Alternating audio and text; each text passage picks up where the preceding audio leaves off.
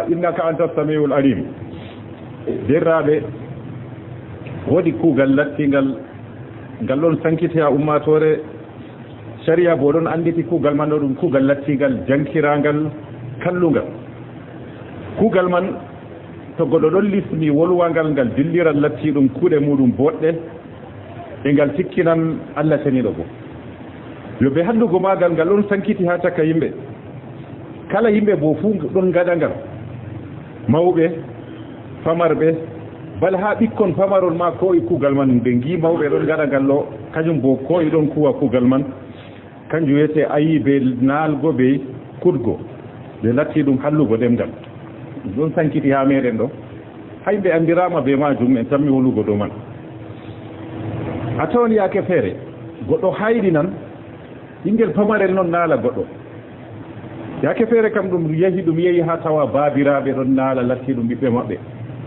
yaake feere dada ko ha wiya ɓinguel hokkam hunde wiya he naalaɗo hokkam kaza walla he naalaɗo ɗume waɗi gatta kaza ɗum sankiti ha latti sobiraɓe yoga maɓɓe ɗon naala yoga yaake feere a tawan goɗɗo feere o lorta dow sobajo ma ko huɗa dadirawo muɗum walla o huɗa babirawo muɗum taw ƴama ɗum hunde bana bo hunde waɗay goɗɗo huɗa baba goɗɗo walla huɗa dada goɗɗo bana wala ko o waɗi to derraɓe julɓe huttotirgo ɓe naalotirgo ɗo ɗum geddal lattingal mangal ɗum lattiɗum ɗum zunuba lattiɗo mapindijo sakko ma to ɗum ukkake hakkude julɓe e ko julɗo kefero bo a fotay naalaɗo waɗi kaltol catugol gal jiha naalidirgo annabijo sallllahu alayhi wa sallam o wi naalgo derɗa julɗo bana wargo mo fotan kalkal bimana sa a naali derɗa julɗo fotan mbi a warimo hadisol man bo imamul boukhari fillingol salama tubnul aqwa goto nder sahabo en annabijo sallllahu alayhi wa sallam o wi min lattake no min ɗon daara zaman annabijo sallllahu alayhi wa sallam to goɗɗo o huɗi goɗɗo o naali goɗɗo o wari dammugal mangal nder dammuɗe lattiɗum gedde lattiɗe mapindije fillama kadi bo annabijo sallllahu alayhi wa sallam o wi hudgo muminijo ɗum fasikare e noon habgo be maako bo ɗum keferaku ngam majo annabijo haɗi goɗɗo ta o naala derɗi ko julɗo waɗa hadisol wari imam ahmad filli annabijo e la tala'anu tata naalotire caka moɗon ɓawɗo annabijo sallllahu alayhi wa sallam wi ngam to on naalotiri ɗum tikkinan Allah ceniɗo ɗum lattoto sababu bo ha yarugo on her yiite ɓawɗon annabijo sallllahu alayhi wa sallam sappini muminijo lattiɗo timmidiɗɗo ka o naalata derɗi ko julɗo annabijo sallllahu alayhi wa sallam wi la yakunu lmuminu la'anan muminijo lattata ko naala derɗo e woni wari ha hadisu abdoullahi ibni mas'ud fu nandi be magol annabijo wi muminijo naalata nu muminijo musɓata muminijo ɗemgal nun latata ko lattingal lesgal wolwan haalaji lattiɗi ñedduɗi e noon wari ha hadisol gongol fu hadgo ɓi adamajo ta naala nder ɗum julɗo annabijo wi titi rawɓe o wi rawɓe he gaɗe sadaka e noon bo ɗuɗɗine torago Allah taniɗo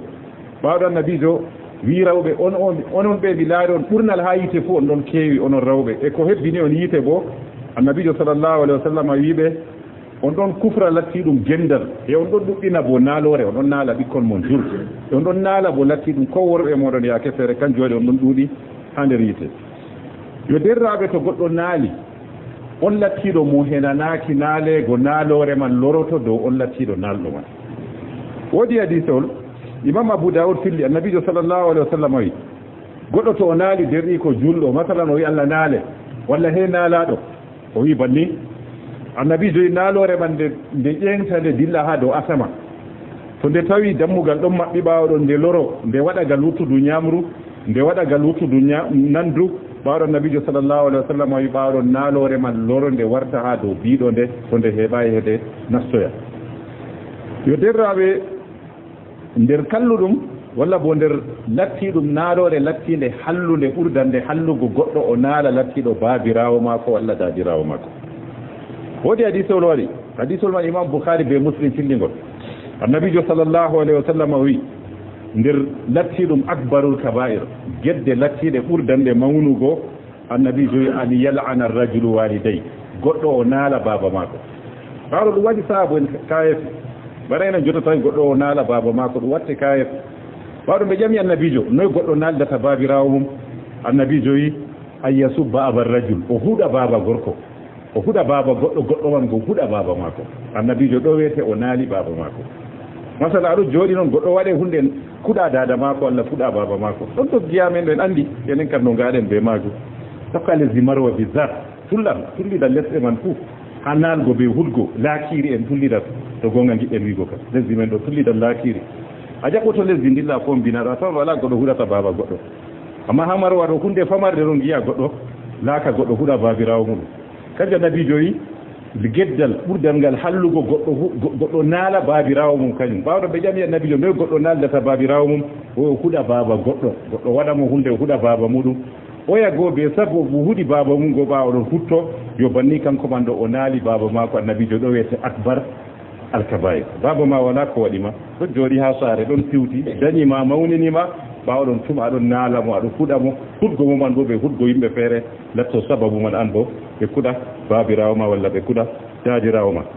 kanjum annabijo sallllahu alayhi wa sallama hakke hallingo hudgo dada be baba ɗo annabijo yi la'ana allahu man la'ana walidayhi Allah tani ɗo naali on nanɗo baba muɗum walla naali dada muɗum en andi goɗɗo kitata ko huɗa dada mum ɓe baba mum ka amma huɗa goɗɗo baɗon goɗɗo man bo to lorti kanko lattiɗo sababu o huɗi man ɗo Allah tenɗo ka winda ba kanko man o huɗi babirawo mako e ɗon kadi bo dagantako julɗo o naala hunde nde Allah taniɗo tagi bana zamanu goɗɗo wiya naalan ɗum walla dabbawa goɗɗo wiya naalan nga ɗo bo dagatako annabijo sallallahu alaihi wasallam wi la tasubbu daha tata kude zamanu tata naale zamanu ko wadi on naalata zamanu fa inna allaha huwa ad-daha Allah cene ɗon woni zamanu man yake feere zamanuji billaji ukkoto e yimɓe fa jotta billaji yimɓe gondiɗo goɗɗo e huɗan naalan zamanu tata naal zamanu ɗum Allah cene ɗo waddi illa man an kam ko woni dow maɗa kam toroɗa Allah cene ɗo ɓamta ɗum itta ɗum zamanu ka wala ko wawata waɗgo kanjum annabijo tata kuɗe zamanu ɗum Allah ceni ɗon wiyete zamanu kanko on sirlititta zamanu man no o mari haaje e ɗon woodi ñandere wonde feere hadis ibnu abbas imam abou daoud filli hadis on man o woodi ñandere wonde feere gorko naali gorko her jonde annabi gorko naali hendu ha jonde annabijo sallallahu alaihi wasallam goɗo o huɗi hendu waɗini o hendu naalaandu walla hendu kaza waɗo annabijo sallallahu alaihi wasallam la tal'ani ri tata naal hendu waɗo annabijo wiyata mo hendu ndu umrandu kayru kam ndu wala kayru kam ndu huwata hoore maaru wodu umruɗo ndu kanko wiyete Allah ceneɗo ɓaawo ɗon annabijo sallallahu alaihi wasallam ay ko moye naali hunde man henanayi naaleego naalore man ɗolloro dow maako bana abou daoud fillani en hadisol man yo derraɓe dagata ko ɓi adamajo naala derɗi ko julɗo e dagata ko o naala zamanu e dagata ko o naala ko Allah tagi kanjum wiyete hendu ngam majum dagata ko ɓi adamajo naala sey lattake foti naala kefera ko walla naala fasikare walla naala geddal goɗo to ɗo huwa geddal kanko a naalatama ma naalan geddal ngal o huwata a wiyan wayneɗo ɗo yara giya Allah naali giya a wiyata wayneɗo Allah naali mo foti o naalaka amma ko o huwata kuugal man ɗo lattingal ngal naalangal kanjum ha ɗo woodi hadisol wari annabijo sallllahu alayhi wa sallam o wi la'ana allahu man la'ana walidayhi wa la'ana allahu man dhabaha li ghayri llah wa la'ana allahu man awa muhdisa annabijo ɗon naala ɗo kuuɗe noon o naalata goɗɗo ɓe hoore mum annabijo sallallahu alaihi wasallam wi Allah ceniɗo naali on kirsanɗo tana Allah ceniɗo Allah ceniɗo naali mo bimana kuugal to waɗi o hirsani Allah ceniɗo o naalaɗo o wallini dabba o hirsiɗuma hawrire walla o ewni inde sewujo o hirsi walla o ewni inde goɗɗo feere o hirsi ɗo Allah ceniɗo naali mo waɗo annabijo wa la'ana allahu man awa muhdisa man dhabaha li ghayri llah wa la'ana allahu man awa muhdisa Allah ceniɗo naali on mofɗo on lattiɗo goɗɗo kalluɗo ɓeɗo ɗaɓɓita goɗɗo kalluɗo ha wuro o huwi kuugal kallungal ɓeɗo tefa mo aɗo sigi mo ko waɗi ngam ɗum ɓiya walla derra walla ngam ɗum ƴiƴamma ɗo annabijo wi Allah ceniɗo naali ibnu hajar rahimahullah o wi la'ana allahu man awa muhdasa goɗɗo gaɗɗo biɗɗa waddi biɗɗa ha wuro kanko bo Allah ceniɗo naali mo annabijo sallallahu alaihi wasallam wi foti aɗo sigi mo walla kanko feɗi waddugo biɗɗa man ha wuro bo to masgo deeli man gal dow ibnu hajar wi ɗo bo Allah ceniɗo naali mo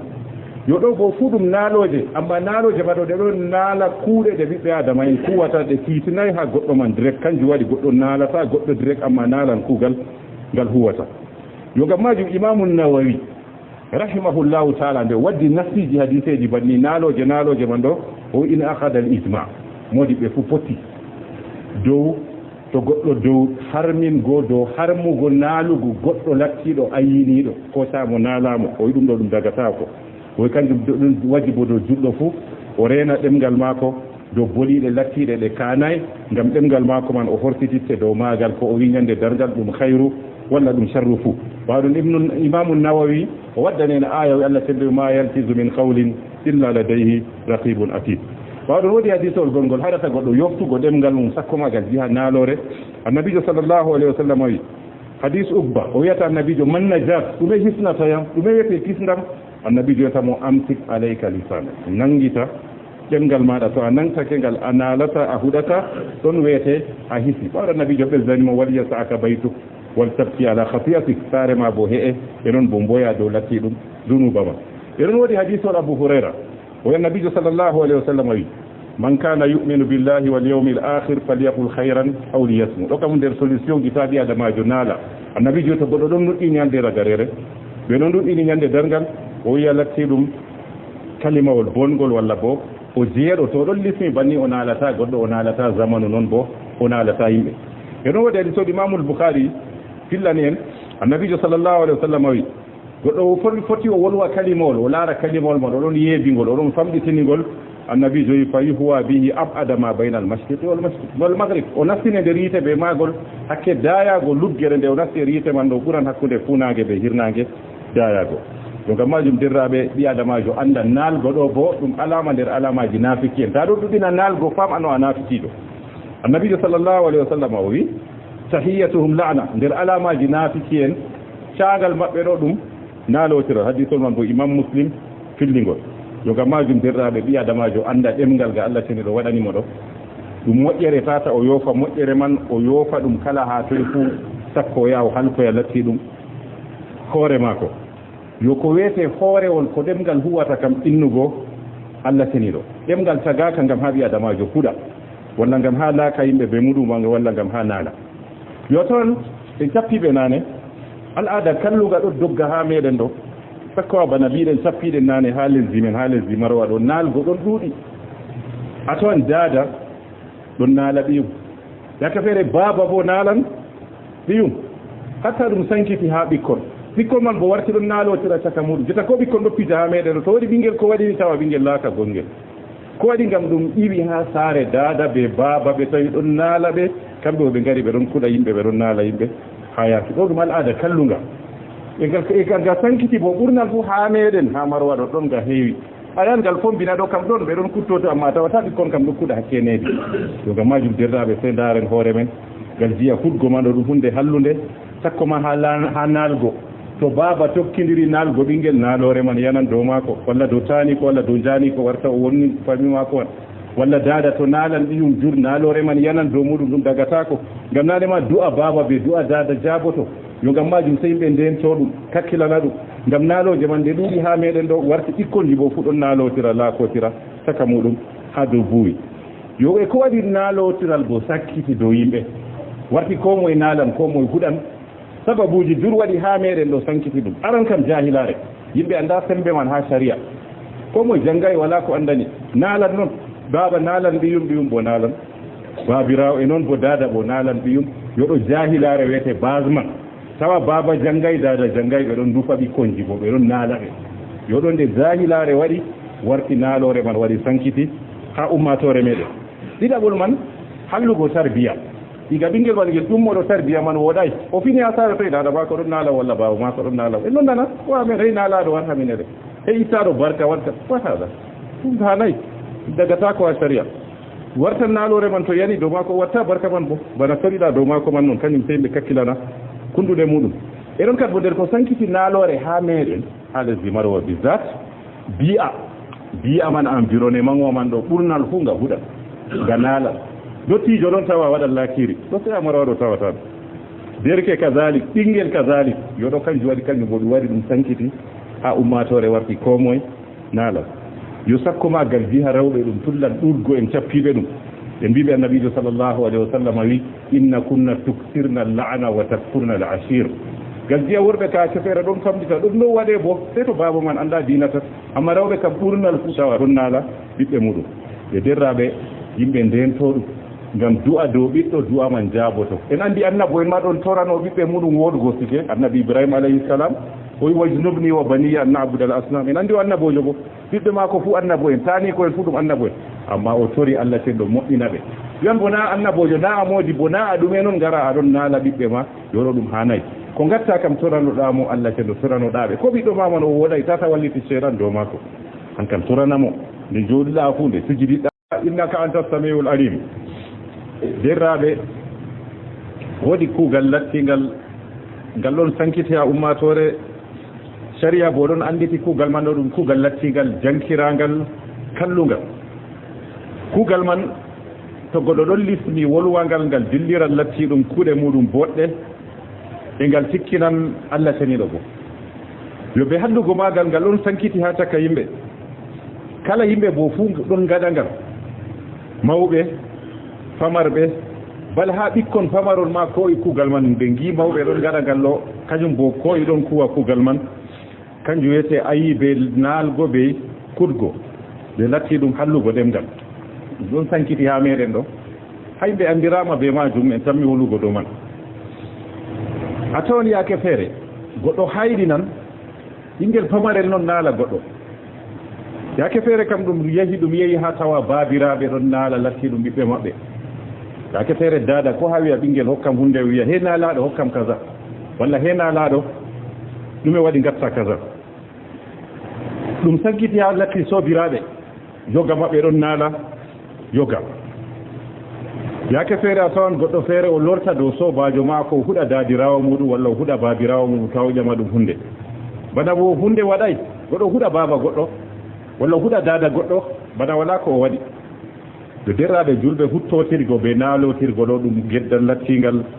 mangal ɗum latti ɗum zunuba lattiɗo mapindijo sakko ma to ɗum ukkake hakkude julɓe e ko julɗo kefero bo a fotay naalaɗo waɗi kaltol catugol ngal jiha naalidirgo annabijo sallllahu alayhi wa sallam o wi naalgo derɗa julɗo bana wargo mo fotan kalkal bimana sa a naali derɗa julɗo fotan be a warimo hadisol man bo imamul boukhari fillingol salamatu ibnul aqwa goto nder sahabo en annabijo sallllahu alayhi wa sallam o wi min lattake no min ɗon daara zaman annabijo sallllahu alayhi wa sallam to goɗɗo o huɗi goɗɗo o naali goɗɗo o wari dammugal mangal nder dammuɗe lattiɗum gedde lattiɗe mapindije fillama kadi bo annabijo sallllahu alayhi wa sallam o wi hudgo muminijo ɗum fasikare e noon habgo be maako bo ɗum keferaku ngam majo annabijo haɗi goɗɗo ta o naala nder ɗi ko julɗo waɗa hadisol wari imam ahmad filli annabijo e la tala'anu tata naalotire caka moɗon ɓawɗo annabijo sallllahu alayhi wa sallam wi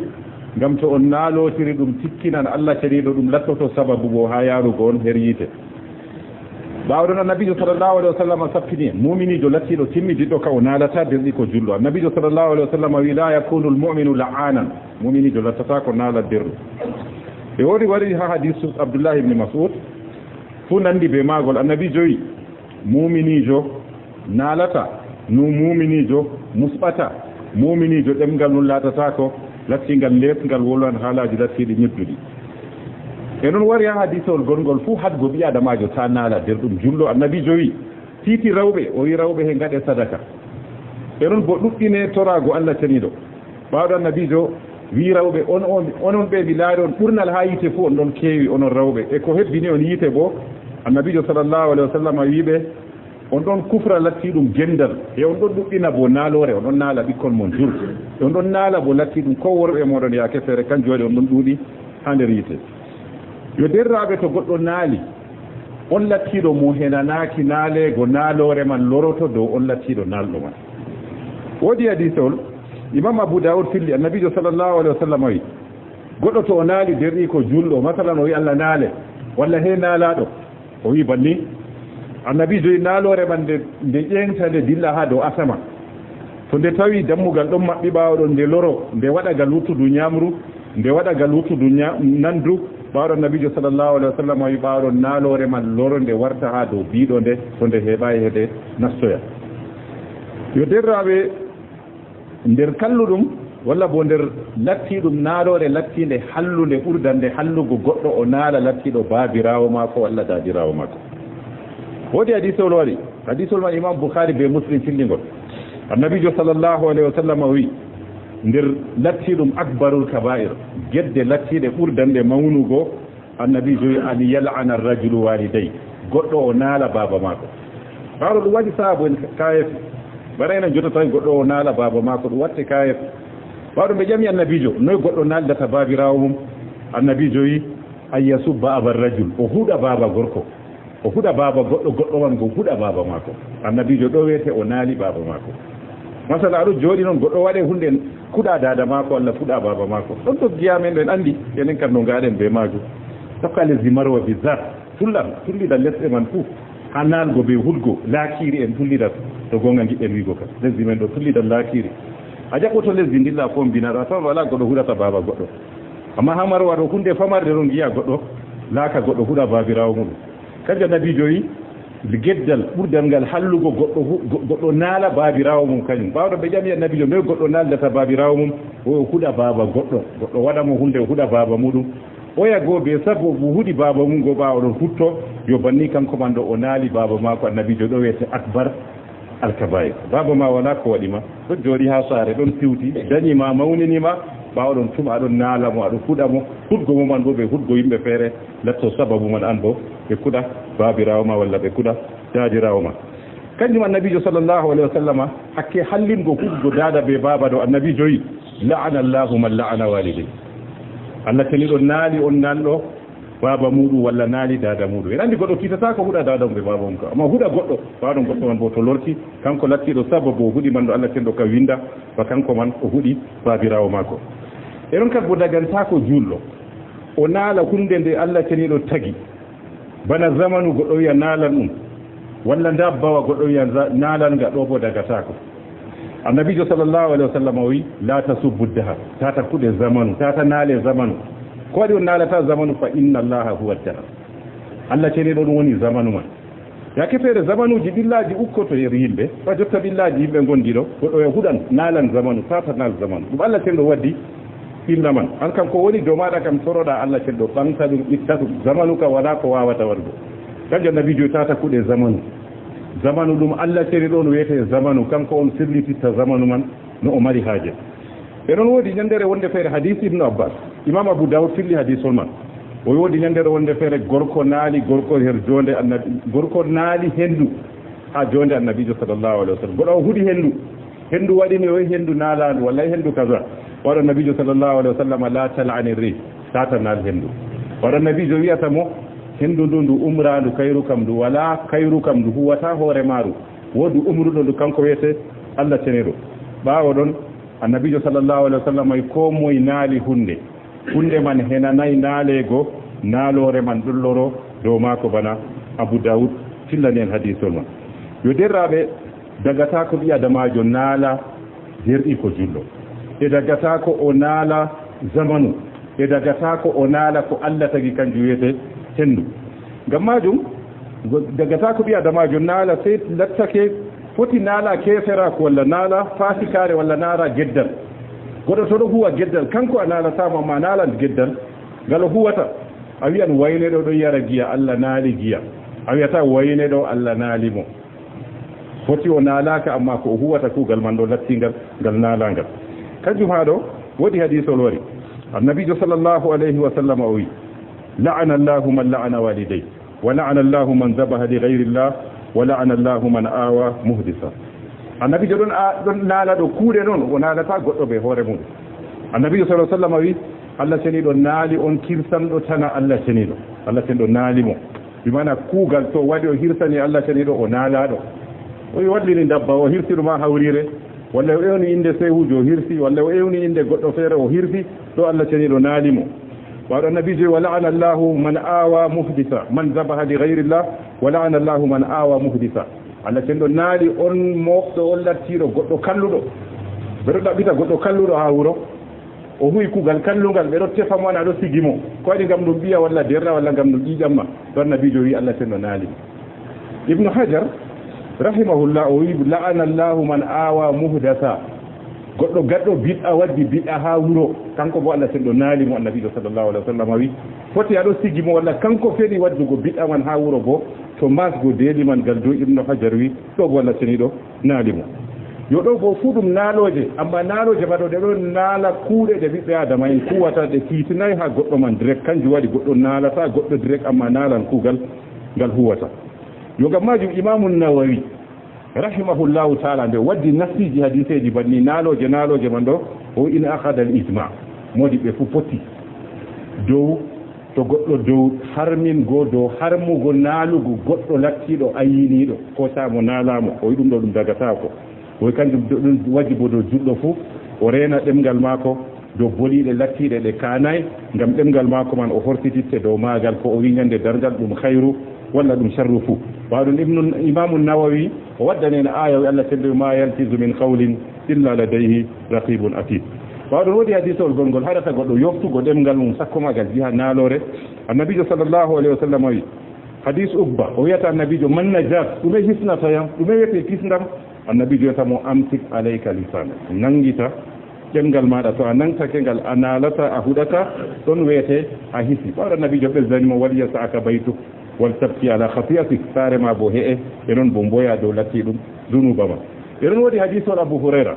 o annabijo sallllahu alayhi wa sallam wi man kana yuminu billahi wal yawmil akhir falyaqul khayran aw liyasmut ɗo kam nder solution ji taaɓi adamajo naala annabijo to goɗɗo ɗon nuɗɗi ñande ragarere ɓe noon ɗuɗɗini ñande dargal o wiya latti ɗum kalimawol bongol walla bo o jeeɗo to ɗon lismi banni o naalata goɗɗo o naalata zamanu noon bo o naalata yimɓe e ɗon waɗi hadisoɗi imamul boukhari fillani en annabijo sallllahu alayhi wa sallam wi goɗɗo foti o wolwa kalimawol o laara kalimawol mon oɗon yeebingol oɗon famɗitinigol annabijo wi fa yuhwa bihi abada ma bayna al mashriqi wal maghrib o nastine nder yiite ɓe maagol hakke dayago luggere nde o nasti e yiite man ɗo ɓuran hakkude funage ɓe hirnage dayago ɗo ngam majum dirraɓe ɓi adamajo anda naalgo ɗo bo ɗum alama nder alamaji nafiki en ta ɗo ɗuɗɗina naalgo fam ano a nafikiɗo annabijo sallllahu alayhi wa sallam o wi tahiyatuhum la'na nder alamaji nafiki en caagal maɓɓe ɗo ɗum naalotira hadisol man bo imam muslim fillingol yo ngam majum derraɓe ɓi adamajo anda ɗemgal ga Allah teni ɗo waɗanimo ɗo ɗum moƴƴere tata o yoofa moƴƴere man o yoofa ɗum kala ha toye fu sakko o yaha o halkoya latti ɗum hoore maako yo ko wiyete hoorewol ko ɗemgal huwata kam innugo Allah teni ɗo ɗemgal tagaka ngam ha ɓi adamajo huɗa walla ngam ha laaka yimɓe ɓe muɗumaga walla ngam ha naala yo toon ɓe cappiɓe nane al'ada kalluga ɗo dogga ha meɗen ɗo sakkowa bana mbiɗen cappiɗen nane ha lesdi men ha lesdi marwa ɗo naalgo ɗon ɗuuɗi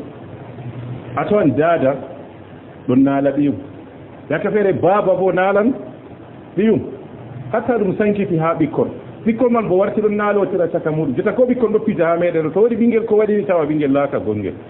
ko waɗi ngam ɗum iwi ha saare daada ɓe baaba ɓe tawi ɗon naala ɓe kamɓe o ɓe ngari ɓe ɗon kuɗa yimɓe ɓe ɗon naala yimɓe ha yaaki ɗo ɗum al'ada kallunga e ga sankiti bo ɓurnal fu ha meɗen ha marwa ɗo ɗon ga heewi ayan ngal fombina ɗo kam ɗon ɓe ɗon kuttoto amma tawata ɓikkon kam ɗo kuɗa hakkeneji to ngam majum derraɓe sey ndaren hoore men ngal jiya hudgo ma ɗo ɗum hunde hallunde sakko ma ha naalgo to baaba tokkidiri naalgo ɓinguel naalore man yanan dow maako walla dow taani ko walla dow jaani ko warta o wonni fami maako on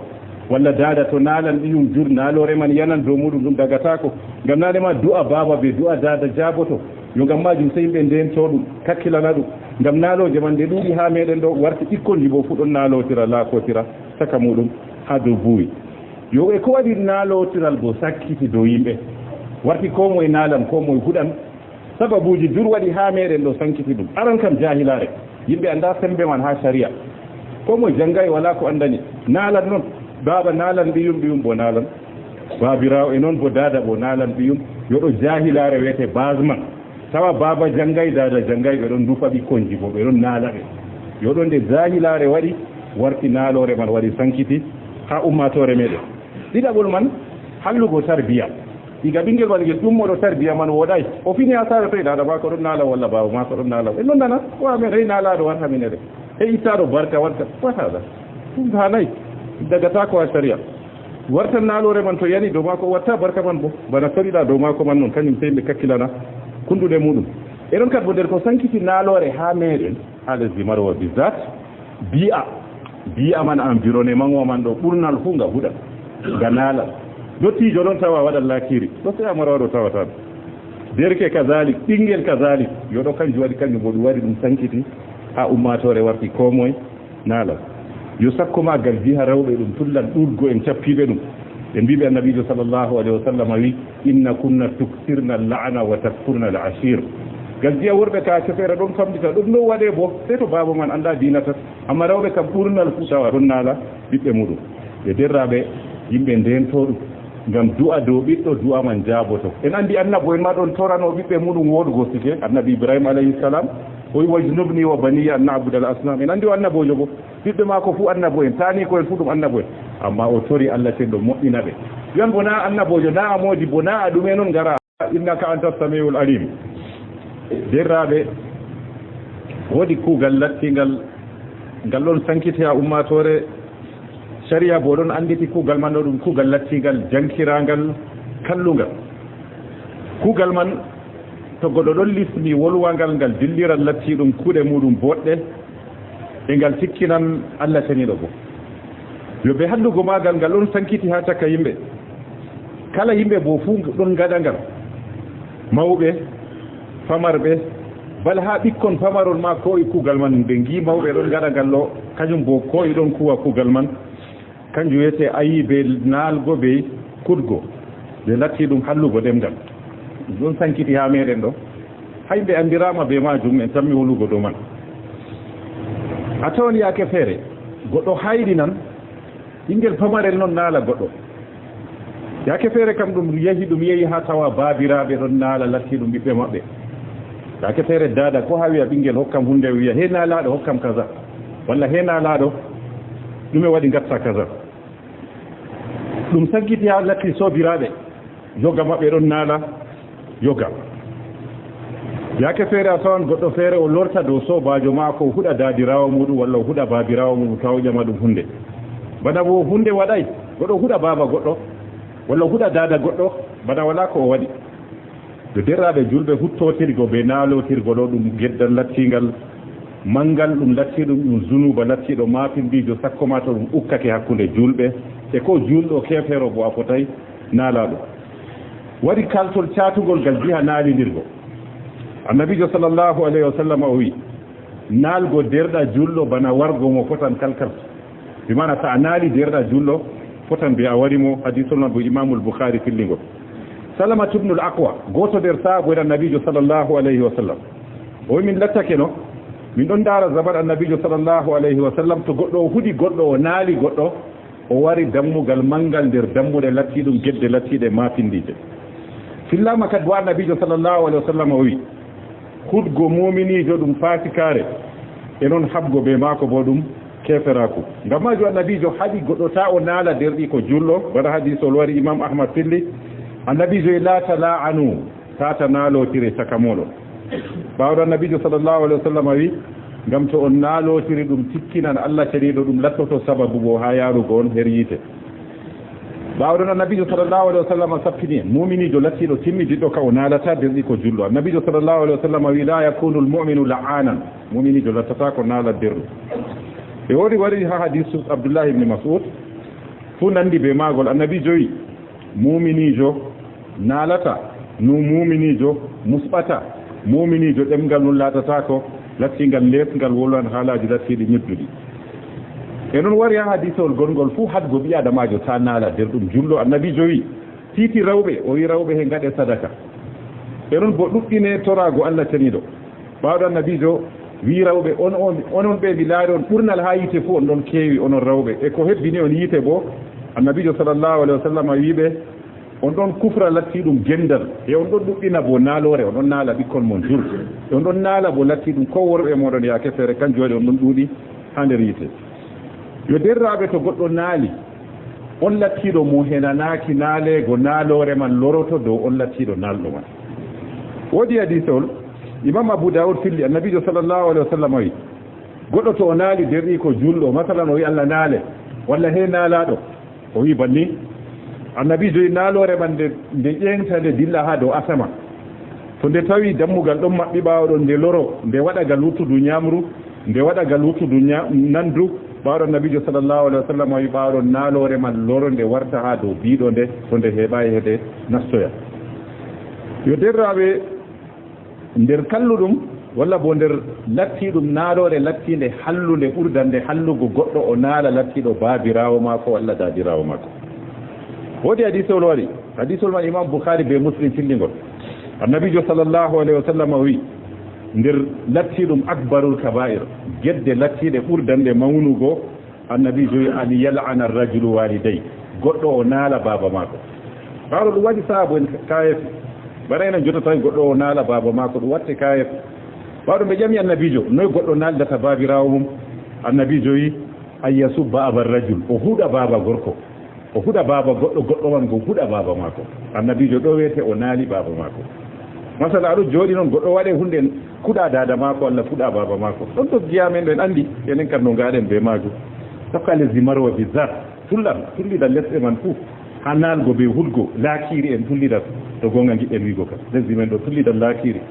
a jaɓɓoto lesdi ndilla fof mbinaɗo a tawan wala goɗɗo huɗata baaba goɗɗo amma ha marwa ɗo hunde famarde ɗon giya goɗɗo laaka goɗɗo huɗa baabirawo muɗum kadi nabijo wi geddal ɓurdal ngal hallugo goɗɗo naala baabirawo mum kañum ɓawɗo ɓe ƴami nabijo noy goɗɗo naaldata baabirawo mum o huɗa baaba goɗɗo waɗamo hunde huɗa baaba muɗum oya goo be sabu mo huɗi baaba mum go ɓaawa ɗon hutto yo banni kanko man ɗo o naali baaba maako annabijo ɗo wiyete akbar alkabair baaba ma wala ko waɗima ɗo jooɗi ha saare ɗon siwti dañima mawninima ɓaawa ɗon tuma aɗon naalamo aɗo fuɗamo hudgo mum an bo ɓe hudgo yimɓe feere latto sababu man an bo ɓe kuɗa baabirawo ma walla ɓe kuɗa jaajirawo ma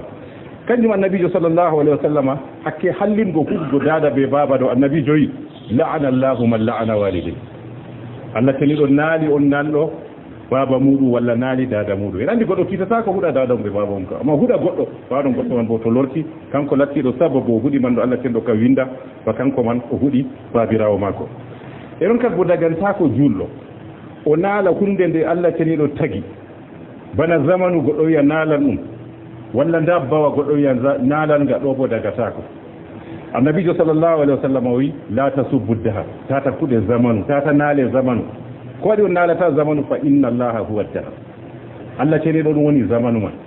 yake feere zamanuji ɓillaji ukkoto yer yimɓe fa jotta ɓillaji yimɓe gondi ɗo goɗɗo e huɗan naalan zamanu tata naal zamanu ɗum Allah ceni ɗo waddi ɓilla man an kam ko woni dow maɗa kam soroɗa Allah ceni ɗo ɓamta ɗum itta ɗum zamanu ka wala ko wawata waɗgo kanjum annabijo tata kuɗe zamanu ɗum Allah ceni ɗo no wiyete zamanu kanko on sirlititta zamanu man no o mari haaje e noon woodi ñandere wonde feere hadis ibnu abbas imam abou daoud filli hadisol man o woodi ñandere wonde feere gorko naali gorko her jonde annabi gorko naali hendu ha jonde annabijo sallallahu alaihi wasallam goɗo o huɗi hendu waɗini o hendu naalaandu walla hendu kaza waɗo annabijo sallallahu alaihi wasallam la tal'ani ri tata naal hendu waɗo annabijo wiyata mo hendu ndu umrandu kayru kam ndu wala kayru kam ndu huwata hoore maaru wodu umruɗo ndu kanko wiyete Allah ceneɗo ɓaawo ɗon annabijo sallallahu alaihi wasallam ay ko moye naali hunde man henanayi naaleego naalore man ɗulloro dow maako bana abou daoud fillani en hadisol man yo derraɓe dagata ko ɓi adamajo naala derɗi ko julɗo e dagata ko o naala zamanu e dagata ko o naala ko Allah tagi kanjum wiyete hendu ngam majum dagata ko ɓi adamajo naala sey lattake foti naala kefera ko walla naala fasikare walla naala geddal goɗo to ɗo huwa geddal kanko a naalatama ma naalan geddal ngal o huwata a wiyan wayneɗo ɗo yara giya Allah naali giya a wiyata wayneɗo Allah naali mo foti o naalaka amma ko o huwata kuugal man ɗo lattingal ngal naalangal kanjum ha ɗo woodi hadisol wari annabijo sallllahu alayhi wa sallam o wi la'ana allahu man la'ana walidayhi wa la'ana allahu man dhabaha li ghayri llah wa la'ana allahu man awa muhdisa annabijo ɗon naala ɗo kuuɗe noon o naalata goɗɗo ɓe hoore mum annabijo sallallahu alaihi wasallam wi Allah ceniɗo naali on kirsanɗo tana Allah ceniɗo Allah ceniɗo naali mo bimana kuugal to waɗi o hirsani Allah ceniɗo o naalaɗo o wallini dabba o hirsiɗuma hawrire walla o ewni inde sewujo o hirsi walla o ewni inde goɗɗo feere o hirsi to Allah ceniɗo naali mo waɗo annabijo wa la'ana allahu man awa muhdisa man dhabaha li ghayri llah wa la'ana allahu man awa muhdisa Allah ceniɗo naali on mofɗo on lattiɗo goɗɗo kalluɗo ɓeɗo ɗaɓɓita goɗɗo kalluɗo ha wuro o huwi kuugal kallungal ɓeɗo tefa mo aɗo sigimo ko waɗi ngam ɗum ɓiya walla derra walla ngam ɗum ƴiƴamma ɗo annabijo wi Allah ceniɗo naali ibnu hajar rahimahullah o wi la'ana allahu man awa muhdasa goddo gaddo bid'a waddi bid'a ha wuro kanko bo Allah sendo naali mo annabi sallallahu alaihi wasallam wi foti ado sigi mo walla kanko feni waddugo bid'a man ha wuro bo to masgo deedi man gal do ibnu hajar wi to walla senido naali mo yo do bo fudum naaloje amma naaloje bado de don naala kuude de bibbe adama en kuwata de fitinay ha goddo man direct kanju wadi goddo naalata goddo direct amma naalan kugal gal huwata yo gamaju imam an-nawawi rahimahullahu ta'ala de waddi nasiji hadiseji banni naaloje man do o in akhadha al-ijma modi be fu poti dow to goddo dow harmin godo harmugo naalugo goddo lattido ayinido ko samo naalamo o dum do dum dagata ko o kanjum dum wajibo do juddo fu o reena demgal mako do boliide lattiide de kanay ngam demgal mako man o hortititte do maagal ko o wi nyande dargal dum khairu walla dum sharru fu baadun imam an-nawawi o waddane na aya Allah tabi ma yaltizu min qawlin illa ladayhi raqibun atid baadun wodi hadithol gongol harata goddo yoftugo demgal mum sakko magal jiha naalore annabi sallallahu alaihi wasallam wi hadith ubba o yata annabi man najat dume hisna tayam dume yete kisndam annabi jota mo amsik alayka lisan nangita demgal maada to ananta kengal analata ahudaka don wete a hisi baada annabi jobe zanimo waliya sa'aka baytu wal tabki ala khatiyatik sare ma bo hee enon bo mboya do latti dum dunubama enon wadi hadithu abu huraira wa annabi sallallahu alaihi wasallam wi man kana yu'minu billahi wal yawmil akhir falyaqul khairan aw liyasmut o kam der solution kitabi adama jonala annabi jota bodo don nuddi nyande ragarere be non nuddi nyande dargal o yalatti dum kalimawol bongol walla bo o jeedo to don lismi banni onalata goddo onalata zamanu non bo onalata yimbe eno wadi hadithu imam al-bukhari fillani en annabi sallallahu alaihi wasallam wi goddo foti o wolwa kalimol o lara kalimol mo don yebingol o don famditinigol annabi joyi fayi huwa bihi abada ma bayna al-mashriq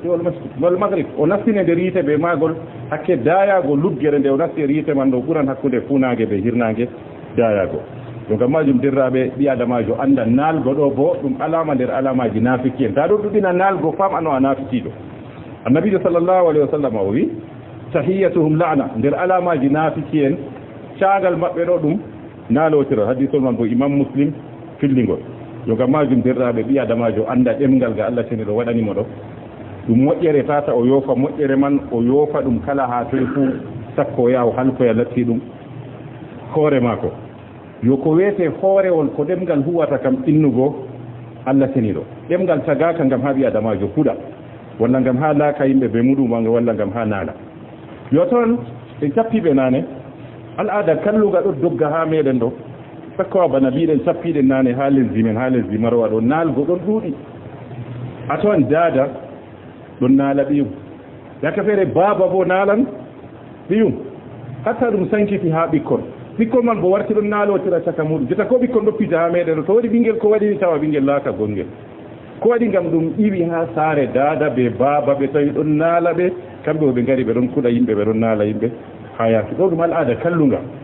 e gal sankiti bo burnal fu ha meden ha marwa do don ga heewi ayan gal fombina do kam don be don kuttoto amma tawata kon kam dukkuda hakkenedi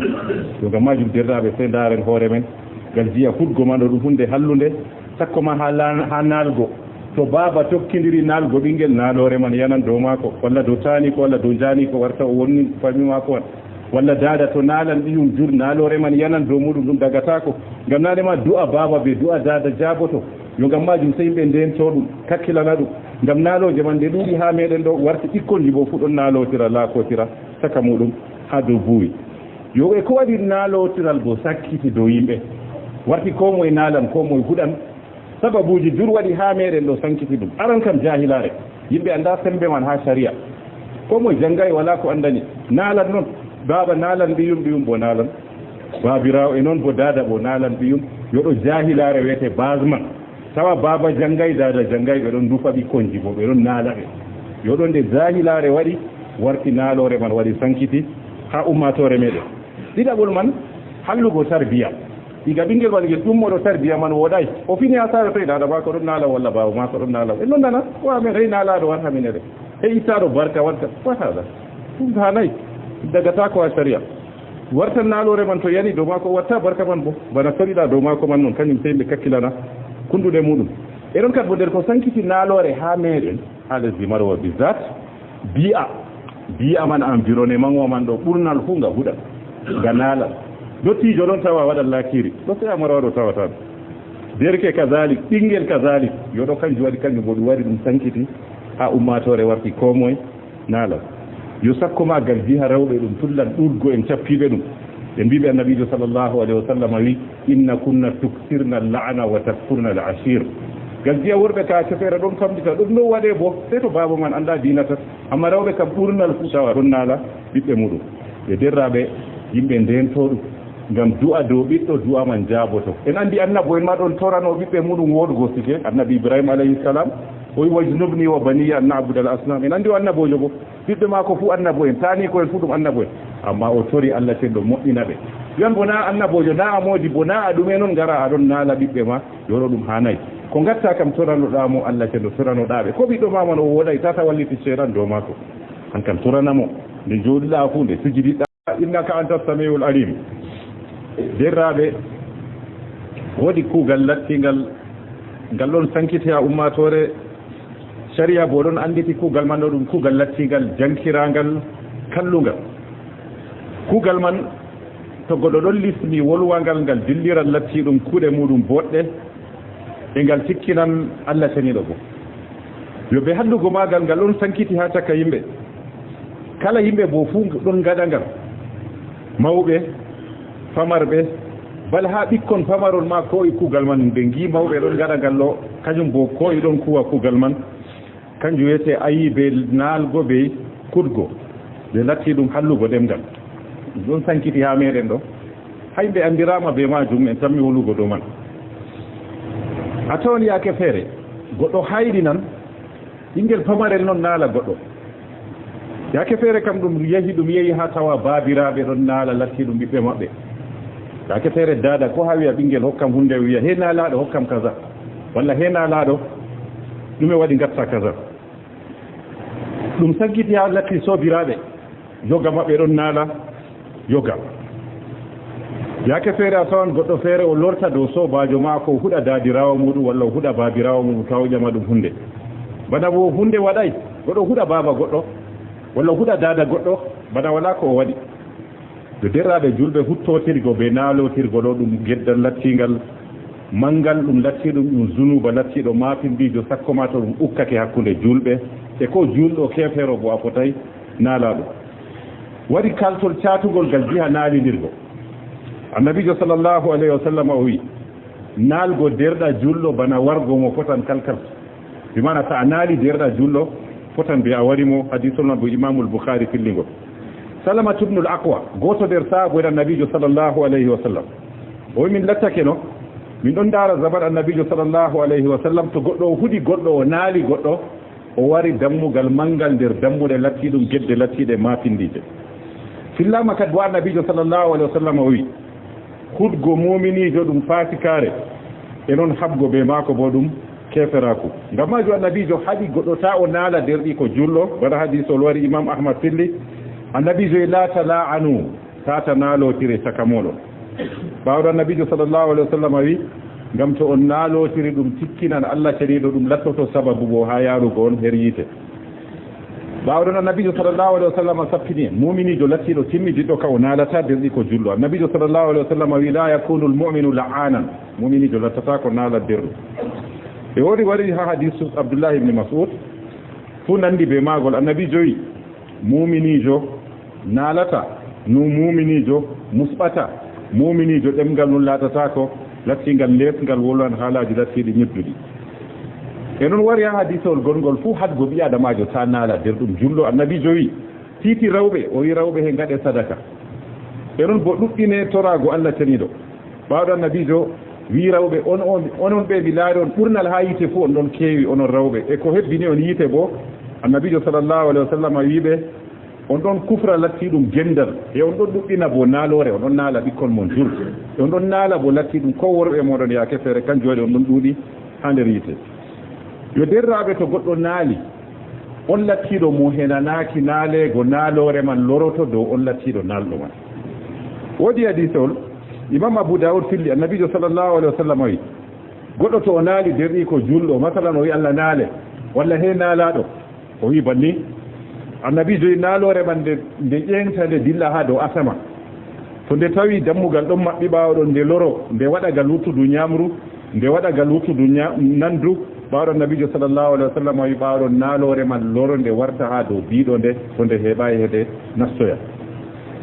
yo derraɓe nder kalluɗum walla bo nder lattiɗum naalore lattinde hallude ɓurdande hallugo goɗɗo o naala lattiɗo baabirawo maako walla daadirawo maako woodi hadisol waɗi hadisol man imam boukhari be muslim fillingol annabijo sallllahu alayhi wa sallam wi nder lattiɗum akbarul kaba'ir gedde lattiɗe ɓurdanɗe mawnugo annabijo wi an yal'ana arrajulu walidayhi goɗɗo o naala baaba maako ɓaɗo ɗum waɗi saabu en kayefi bara enen jota tawi goɗɗo o naala baaba maako ɗum watte kayefi ɓaɗo ɓe ƴami annabijo noyi goɗɗo naaldata baabirawo mum annabijo wi an yasubba aba rajul o huɗa baaba gorko o huɗa baaba goɗɗo man go huɗa baaba maako annabijo ɗo wiyete o naali baaba maako masala aɗo jooɗi noon goɗɗo waɗe hunde kuɗa dada maako walla fuɗa baaba maako ɗon to jiyamen ɗen anndi enen kam no ngaɗen be maajum tokka lesdi marwa bizar tullida lesɗe man fuu ha naalgo be hudgo laakiri en tullidat to gonga jiɗɗen wiigo kam lesdi men ɗo tullidat laakiri a jaɓɓoto lesdi ndilla fof mbinaɗo taw wala goɗɗo huɗata baaba goɗɗo amma ha marwa ɗo hunde famarde ɗon giya goɗɗo laaka goɗɗo huɗa baabirawo muɗum kanjum nabijo wi geddal ɓurdal ngal hallugo goɗɗo naala baabirawo mum kañum ɓawɗo ɓe ƴami nabijo noyi goɗɗo naaldata baabirawo mum o huɗa baaba goɗɗo waɗamo hunde huɗa baaba muɗum oya goo be sabu mo huɗi baaba mum go ɓaawa ɗon hutto yo banni kanko man ɗo o naali baaba maako annabijo ɗo wiyete akbar alkabair baaba ma wala ko waɗima ɗon jooɗi ha saare ɗon siwti dañima mawninima ɓaawa ɗon tuma aɗon naalamo aɗo fuɗamo hudgo mo man bo ɓe hudgo yimɓe feere latto sababu man an bo ɓe kuɗa baabirawo ma walla ɓe kuɗa daadirawo ma kanjum annabijo sallllahu alayhi wa sallam hakke hallingo hudgo daada be baaba ɗo annabijo yi la'ana allahu man la'ana walidayhi allah tani ɗo naali on nanɗo baaba muɗum walla naali daada muɗum en anndi goɗɗo kiitata ko huɗa daada mum ɓe baaba mum ka amma huɗa goɗɗo ɓaaɗon goɗɗo man bo to lorti kanko lattiɗo sababu o huɗi man ɗo allah tenɗo ka winda ba kanko man o huɗi baabirawo maako e ɗon kadi bo dagantako julɗo o naala hunde nde allah taniɗo tagi bana zamanu goɗɗo wiya naalan ɗum walla dabbawa goɗɗo wiya naalan nga ɗo bo dagatako annabijo sallllahu alayhi wa sallam o wi la tasubbu dahar tata kuɗe zamanu tata naale zamanu ko waɗi on naalata zamanu fa inna allaha huwa dahar allah taniɗo ɗum woni zamanu man yake feere zamanuji ɓillaji ukkoto yer yimɓe fa jotta ɓillaji yimɓe gondi ɗo goɗɗo e huɗan naalan zamanu tata naal zamanu ɗum allah tenɗo waddi ɓilla man an kam ko woni dow maɗa kam toroɗa allah tenɗo ɓamta ɗum itta ɗum zamanu ka wala ko wawata waɗgo kanjum nabijo tata kuɗe zamanu ɗum allah teni ɗo no wiyete zamanu kanko on sirlititta zamanu man no o mari haaje e ɗon woodi ñandere wonde feere hadis ibnu abbas imam abou daoud filli hadisol man o woodi ñandere wonde feere gorko naali gorko her jonde annabi gorko naali hendu ha jonde annabijo sallllahu alayhi wa sallam goɗo o huuɗi hendu waɗini o hendu naalaandu walla hendu kaza waɗo nabijo sallllahu alayhi wa sallam la tal'ani ri tata naal hendu waɗo nabijo wiyata mo hendu ndu umrandu kayru kam ndu wala kayru kam ndu huwata hoore maaru woodi umruɗo ndu kanko wiyete allah teniɗo ɓaawo ɗon annabijo sallllahu alayhi wa sallam ay ko moye naali hunde man henanayi naaleego naalore man ɗolloro dow maako bana abou daoud fillani en hadisol man yo derraɓe dagata ko ɓi adamajo naala derɗi ko julɗo